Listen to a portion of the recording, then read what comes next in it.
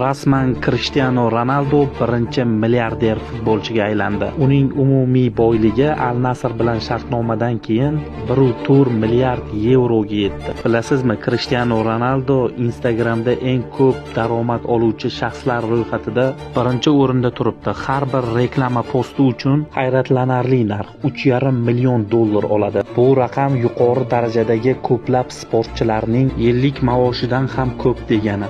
Ronaldo Saudiyada yurgan har bir daqiqasi uchun millionlab dollarlar ishlayapti. 41 yoshni qarshilayotgan Ronaldo uchun bu aqldan ozdiradigan darajadagi ish. Ronaldo faoliyati davomida 946 ta gol urdi. Minglik dovon uchun yana 54 ta gol kerak.